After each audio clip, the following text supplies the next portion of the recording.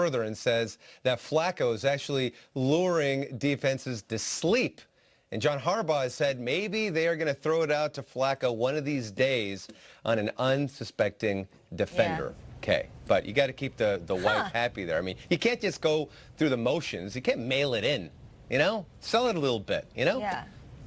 You got to switch it up a little bit, shake it up, see what you're saying, Will Selva. And we're digging that beard here collectively at the table that Joe Flacco's got going on as well.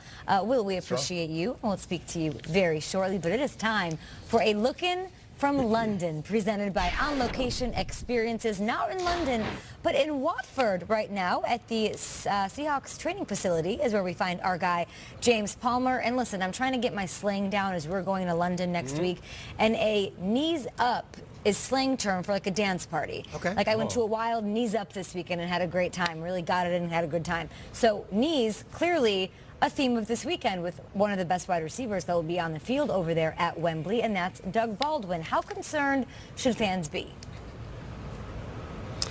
You know, his health has been a topic of conversation for over a week. Hey, now remember, the flight wasn't an issue for him. Doug Baldwin's a veteran. He got one of those spots where, you know, it lays out almost like a bed for the flight over here. So he was good to go in that instance. But remember, he missed the entire preseason with soreness in his left knee. Now, his right knee, he sprains that MCL in the opener against Denver, misses a couple of games. Now, he has just 6 catches on 9 targets for 42 yards this season. Well, I talked to him after practice yesterday. Him and Carroll have been saying all week that he is healthy, but I spoke with him and he told me this knee thing is a work in progress. It's something that is coming along in his mind, but it is very much not 100%. He said he's right now about 80%, but he feels like him at 80% is better than a lot of receivers in this league at 100%. But again, he's not 100% healthy. He's trying to play through this and get it healthy as he goes. And in our conversation, he also talked about he's looking forward to Sunday against the Raiders and getting more targets and contributing to this offense. He brought that up, guys,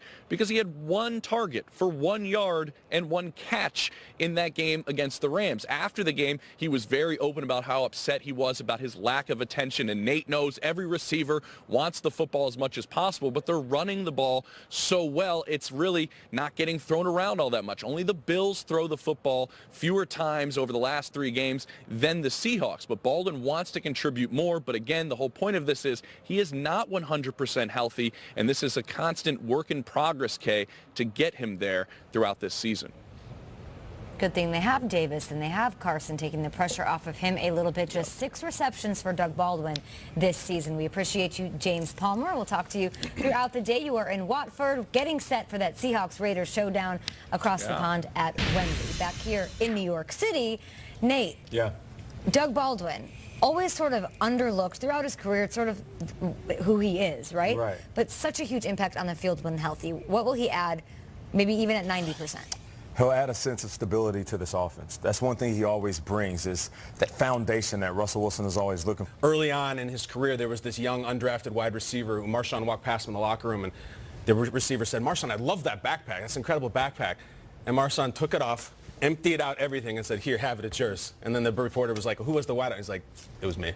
So they love the guy, and all these stories are coming out all week. It's the first time we've really seen this, the Seahawks Marshawn thing, so it's going to be fantastic. It's good. You know, you're talking about Baldwin. Really like what I saw from David Moore. I really like what I saw from Tyler Lockett. He's really stepping up. I really like what I see from Mike Davis and Chris Carson. It's funny how these classes graduate for Pete Carroll, whether it be the Legion of Boom or some of these offensive players. Doug Baldwin is that last piece to that Seahawks offense. The Jermaine Kearse, the Marshawn Lynch, all those offensive linemen. It's he and Russell Wilson. They're the last ones remaining. And I don't think this season's going to go 4-12, 2-14. I think the Seahawks still have a fighting chance here. They gave the Rams everything they could handle. Did, man. And the Rams are a really good team. I love that you mentioned Tyler Lockett. He has 4 touchdowns this season going into week 6. And I love the fact that Bobby Wagner being vocal about how he cannot wait to tackle Marshawn Lynch and how that will look. Careful what you ask for. The field. I mean, if you're Marshawn and you're in London right now, or you're getting to London and you're watching this and you see, oh, they're running the ball so well, so they don't even need Doug Baldwin. Like, you're going to try to have a great First time facing him. for the Oakland Raiders. All right, the Patriots hosting the